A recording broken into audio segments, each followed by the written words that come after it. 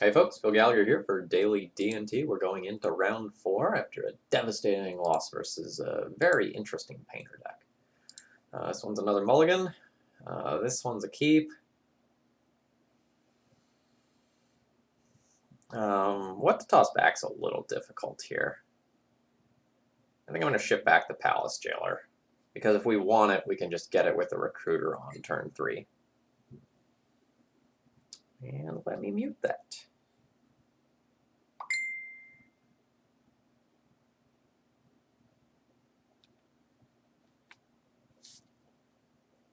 Keep. Junk that. Done. I did win the roll, so we'll get a turn 2 Thalia, which hopefully is good against whatever my opponent is doing.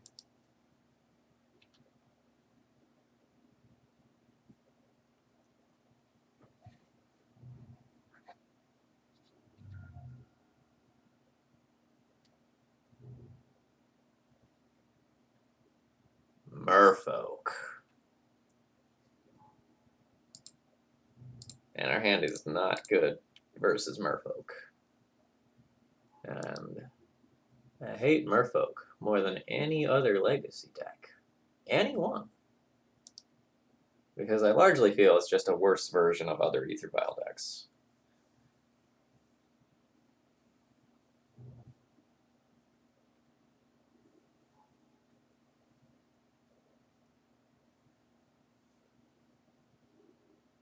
Alright, that's a wonderful draw.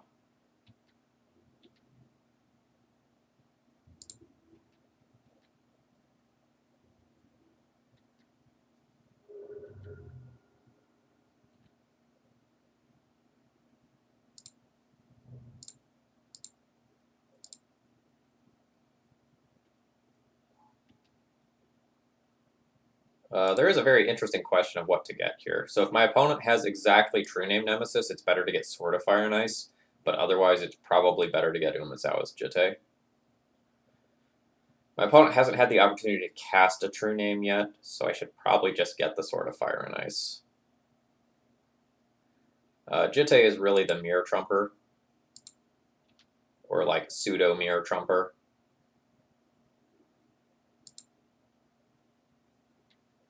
But I think I need to go with the protection here.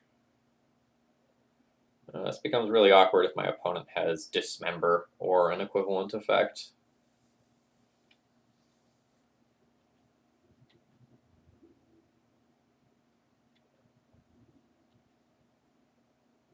Vial on a Lord, no Vial on a Lord.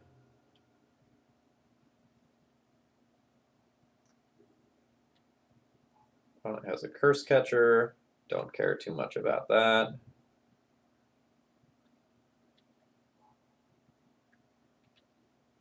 Hoping to spike the land here. Nope. So we'll just be passing the turn and putting Sword of Fire and Ice in play. I will hold back the Thalia at this point.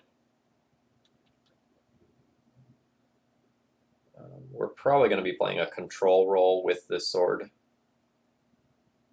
And I need to respect the Merfolk that bounces a tapped creature.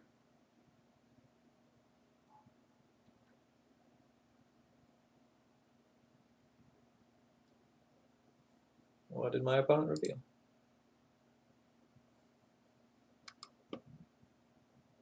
Or, oh, no, they don't have to reveal. I see.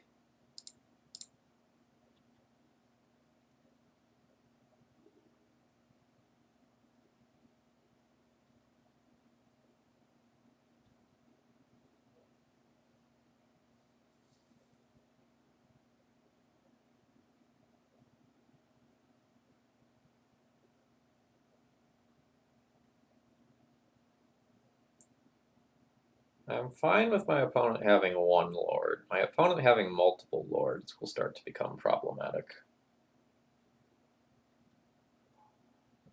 Yeah, that's a representation of multiple lords.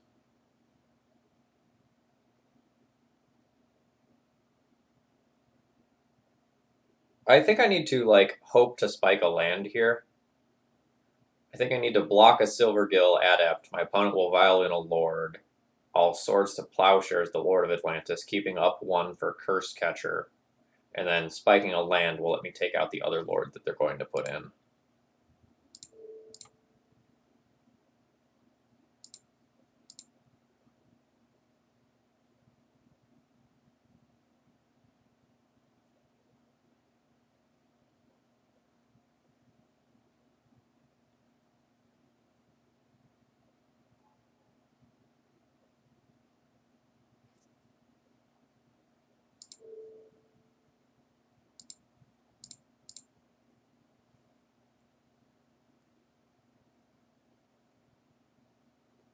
And if you have Force of Will blue card left after all that, like, you get me.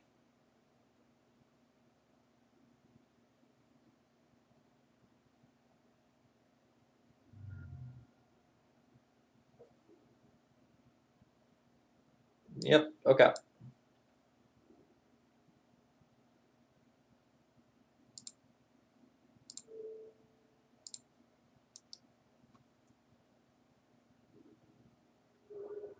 That's pretty frustrating. So we're going to just lose that one.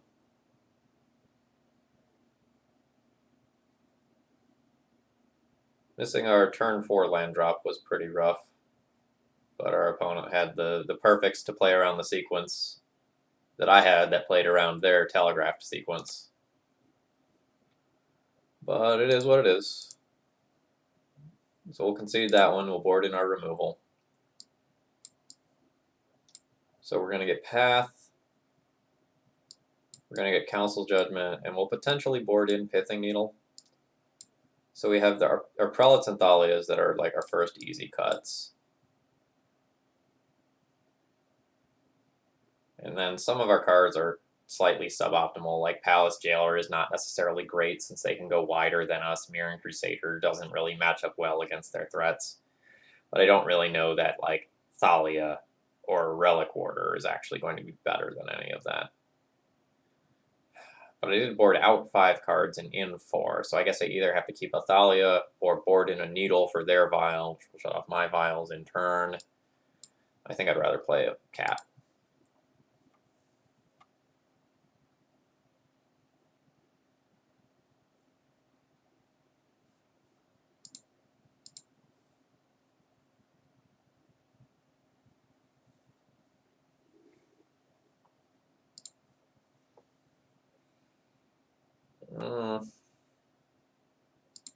We have a pretty medium hand that I probably need to keep.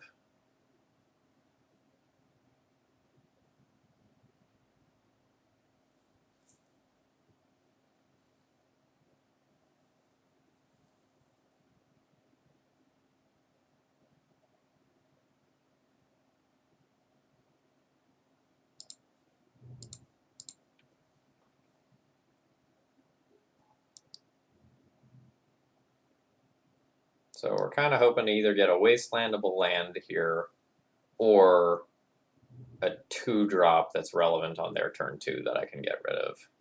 Or I can just draw my own 2-drop to play. That's perfectly acceptable as well.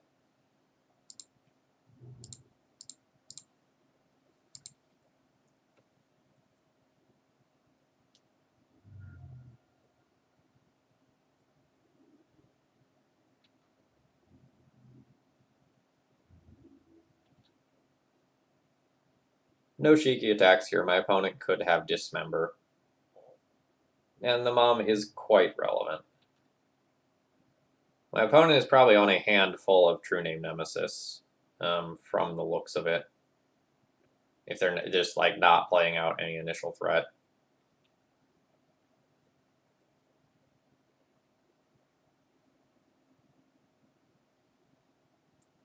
Porting allows me to play Palace Jailer next turn and potentially keep some off True Name for a turn. Trading Jailer back and forth is kind of awkward. I could just Recruiter for like a Stoneforge and try to like preemptively start beating the True Name Nemesis that way.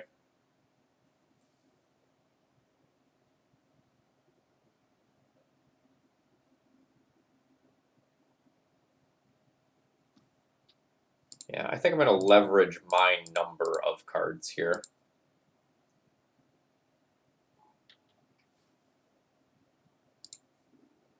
Alternatively, instead of Stoneforge, I could just get Flicker Wisp and try to play the Flicker Wisp Recruiter of the Guard value game. And race in that capacity. I think I'm fine with that. Stoneforge Mystic might end up being just very slow.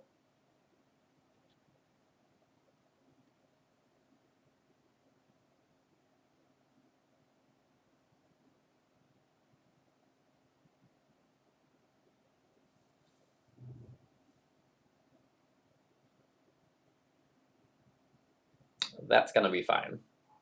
We can work with that.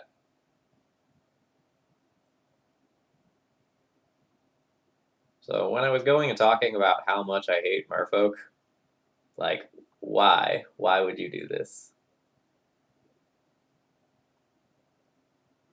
So I have two ways that I can play this turn. I can just Palace Jailer that away, or I can Swords to Plowshare it away and then Flicker Wisp. I think I like...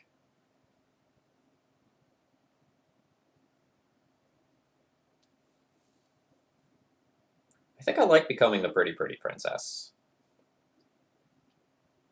It's softer to daze specifically.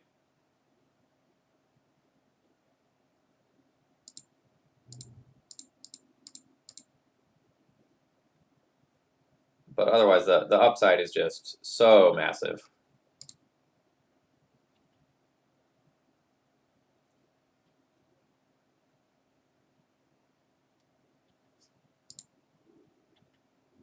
Like, having the Jailer in play means that, like, non-true name creatures are just going to be vulnerable to my Palace Jailer plus Flicker Wisp shenanigans.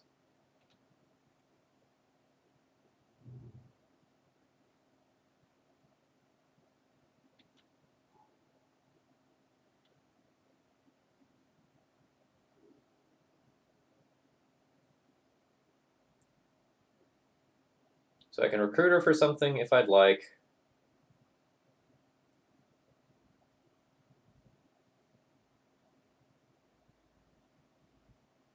I can recruit her for Stoneforge. Play Stoneforge. Draw a card.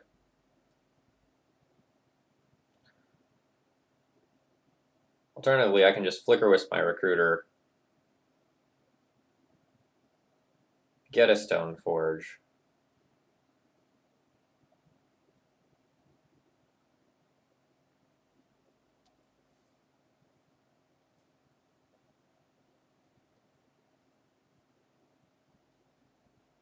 hold up, Wasteland my opponent while holding up Swords to Plowshares. Yeah, okay. I think that's my line. So I Flicker Wisp, Flicker my recruiter, play Wasteland. Let's take out the Mutavault, because long term that's something that I'm going to want to happen. We'll let it go to my end step. No need to attack my opponent here. Let's put that on the stack first. Let's draw my card. I have another land. My recruiter comes back. I'm going to say yes to that. Just take another Flicker Wisp here.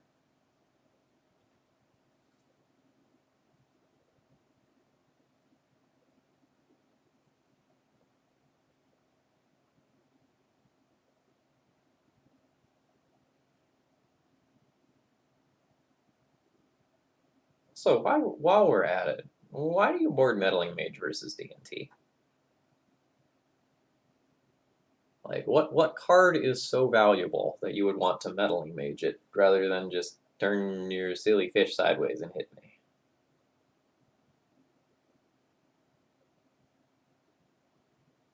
Like, Merfolk is most certainly the aggro deck in this matchup. Like, that is the path to victory. And so I think playing things that aren't supplementing that plan is questionable.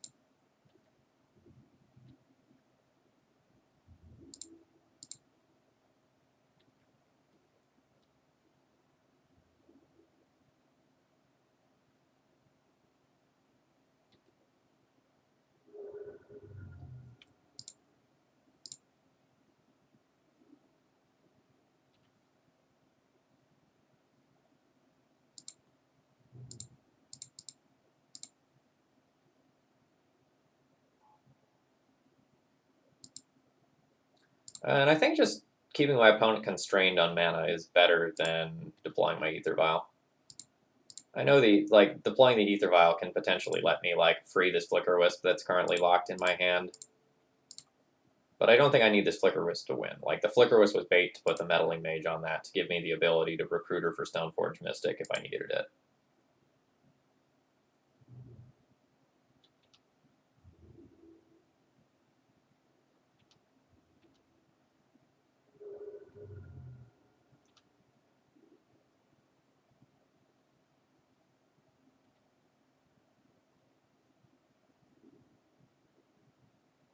Well, I definitely like Wasteland for Mutavault.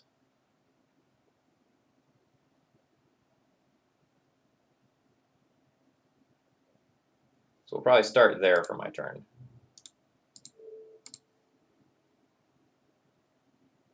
I could do this after they animate, technically speaking.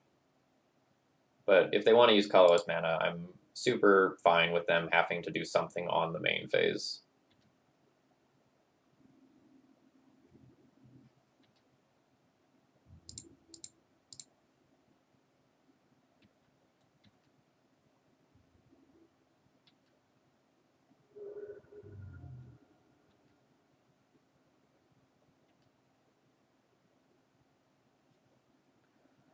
Okay, so are there worlds where I want to recruit her for Stoneforge, or do I just want to play Crusader? I think I just want to jam another Crusader onto the battlefield and then port them again.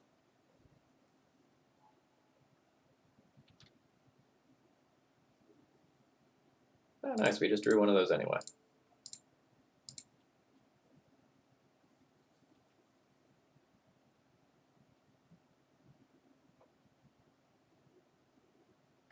Yeah, so my opponent just had no capacity to actually kill me that game. I'm kind of curious about what was in their hand. My Mother of Runes may have done way more work than I actually knew that game. And I don't think knowing about Meddling Mage as a weird sideboard option changes anything about how I'm sideboarding here.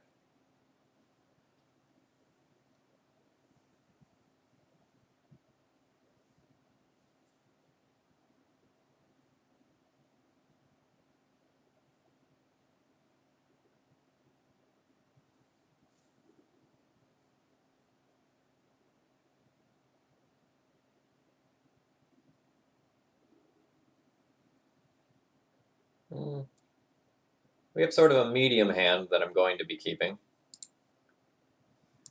Path to Exile in the opener isn't exactly exciting. It's not something we just want to ram out there on turn one, but simultaneously this isn't bad enough to go back. We're going to be hoping to get a Lord on turn 2 with this Path to Exile.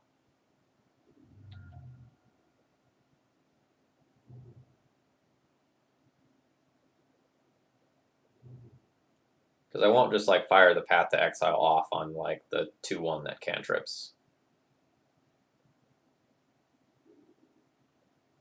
Yeah, so we won't fire the path off on that.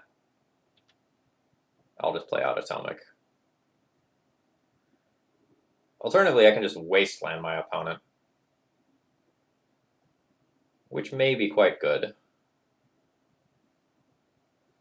Yeah, I think I'm going to do that. There's this awkward Nanbo, though, of I'm going to Wasteland and followed by Path to Exile, and just give them that mana right back. I can potentially make them stumble and keep them off of an early True Name, which is important. But maybe I'm winning this one through Aerial Supremacy. So let's play it this way.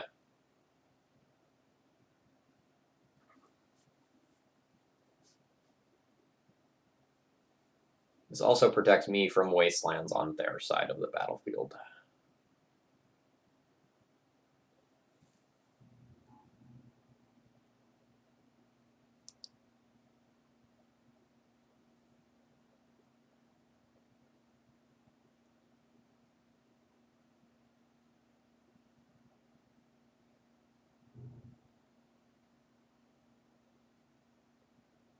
All right, so we potentially could have kept them off of another blue for that. All right, do I just want to trade bodies here?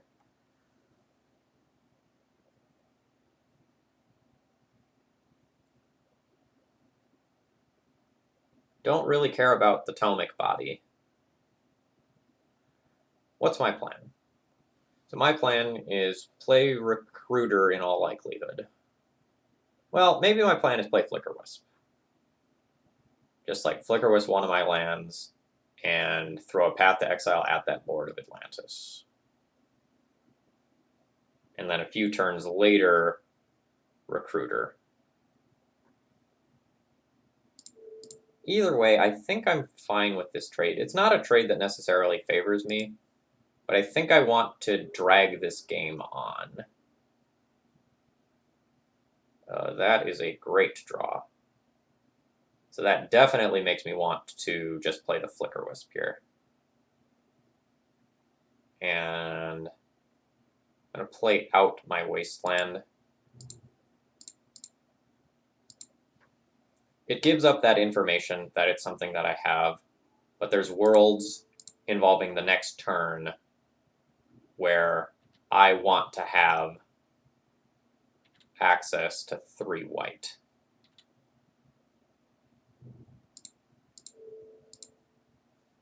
Well, I guess that's, yeah. There are worlds next turn where I want 3 white. It's not the most common timeline or anything, but it's something that I need to keep in mind.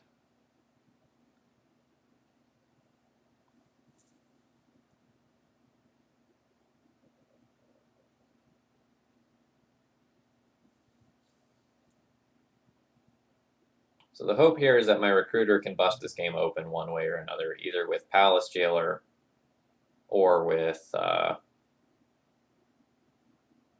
Stoneforge Mystic.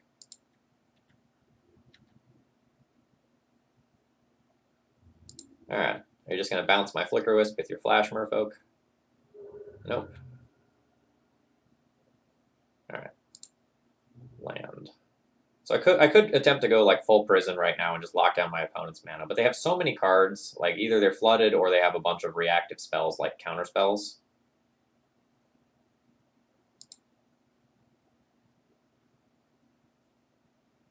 I'm going to play the Recruiter around a Daze, but into any sort of actual counterspell.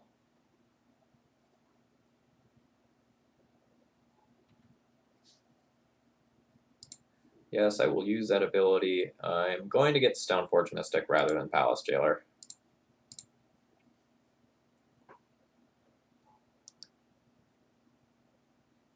Alright, starting to become legitimately curious what my opponent has. Are we going to see like End Step Dismember, or End Step the Flash Merfolk? End Step Restoration Angel, who knows? Okay. Tap a creature. No big deal.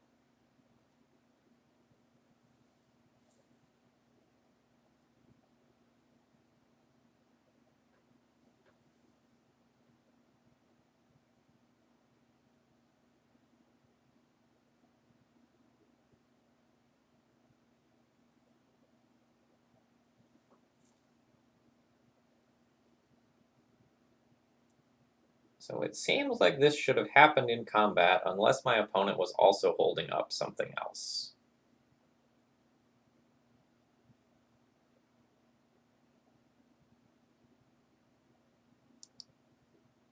It is possible that they do still have the Flash Merfolk that returns a tap creature. That's annoying, but we've got this covered.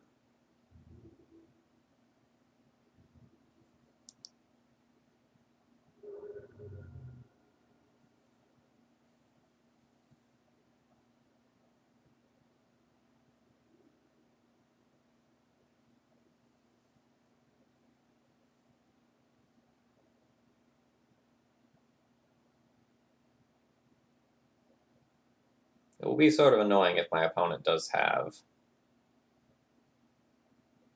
like Force of Will plus blue card for this Relic Warder.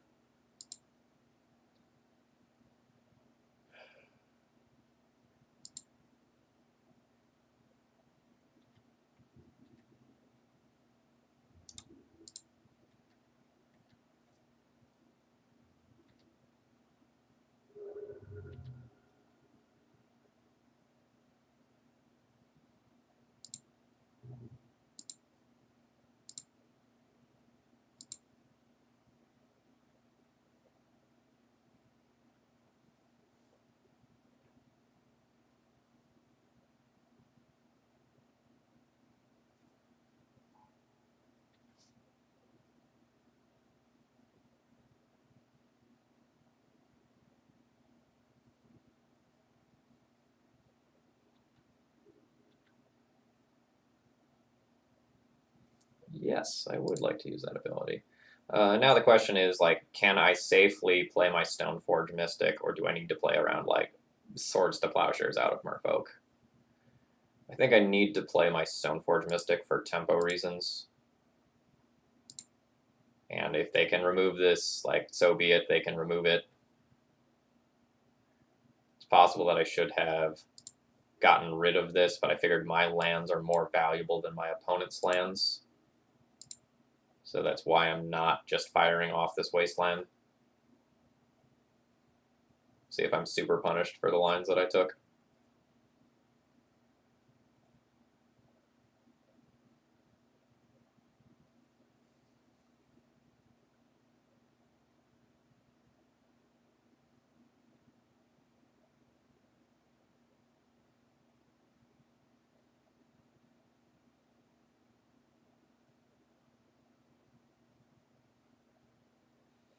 Yep, super punished for the lines that I took.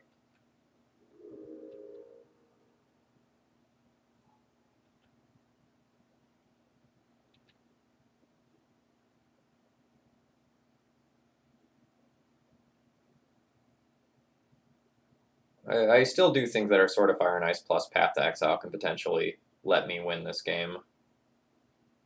It's just going to be harder than it needs to be.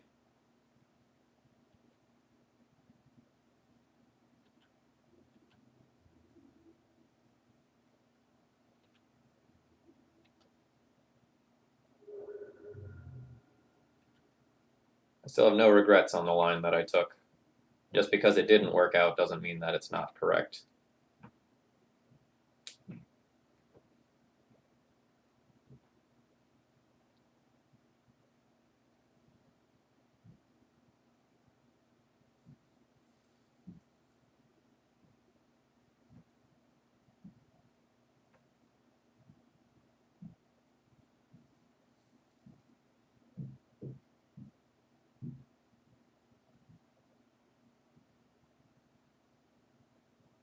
Ugh. Great.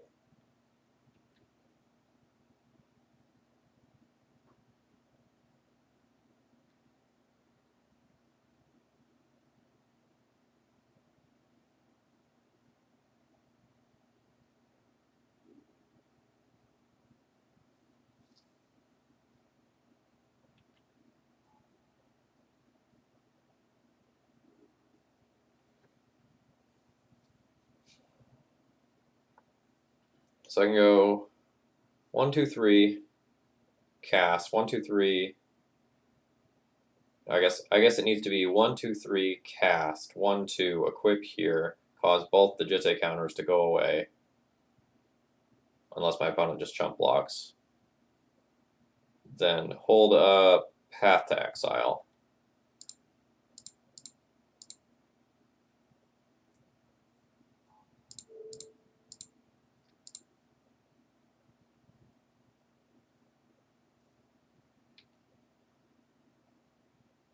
Yep. And yep.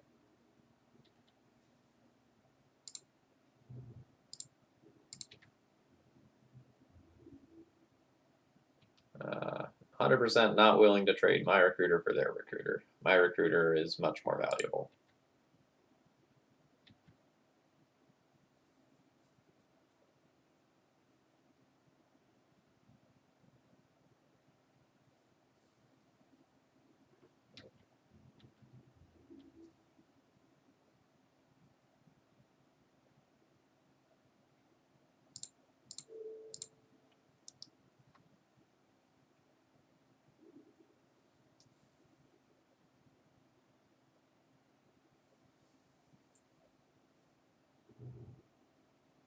So I'm potentially okay as long as they don't have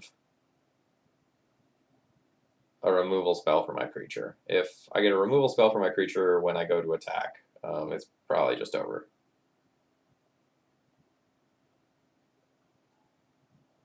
I mean, this combination is bad, but by no means unbeatable.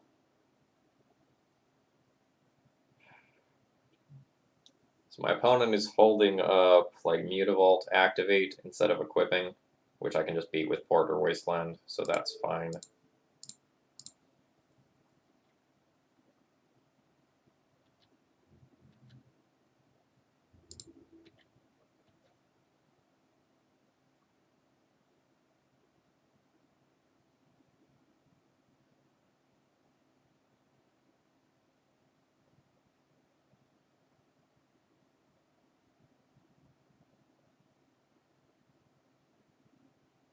Of course that's in the deck too.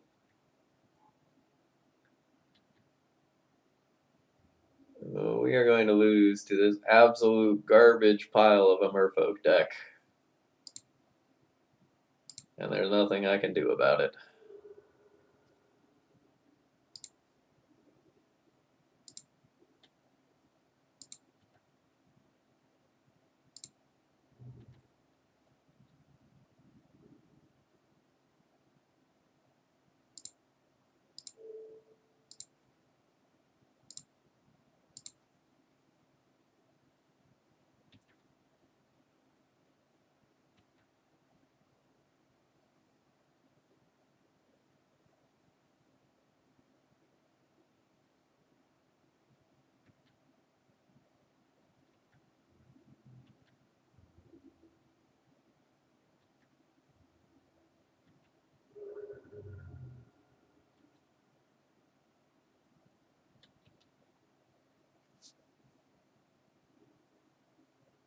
Nice.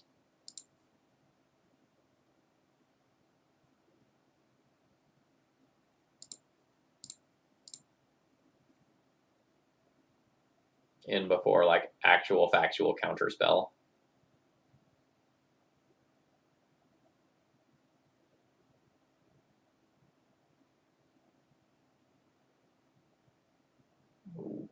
What? Like, it's very obvious that I'm voting for the Umezawa's Jitte. Why would you not use your counters there? Okay. I mean, sure, I'll take my free value. Because I can just race relatively easily with Sword of Fire and Ice versus your true name, given current board.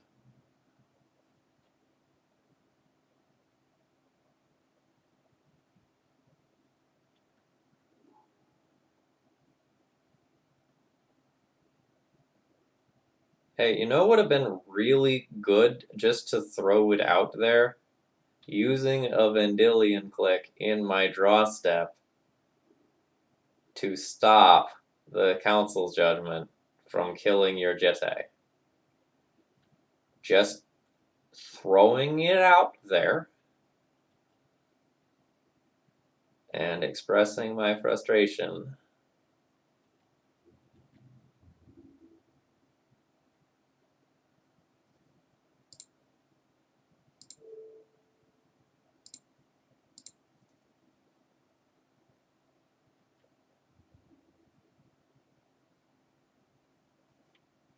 I guess this is as fine as any to port down one of their sources.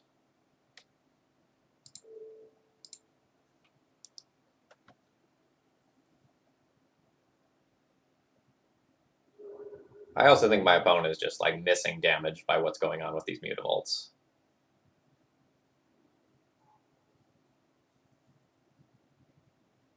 Oh. Joy. Another one of those.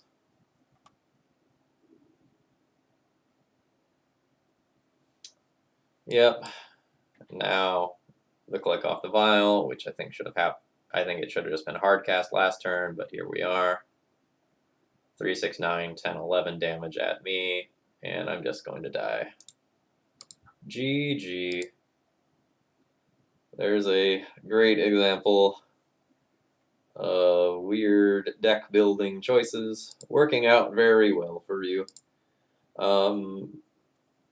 Like, I could have wastelanded the Tundra that one turn to play around exactly Swords to Plowshares, but I didn't know whether or not it was actually in their deck. But the very odd combination of a Flash 2/2 plus Jitte into True Name ended up getting them there. All right, I'll be back tomorrow.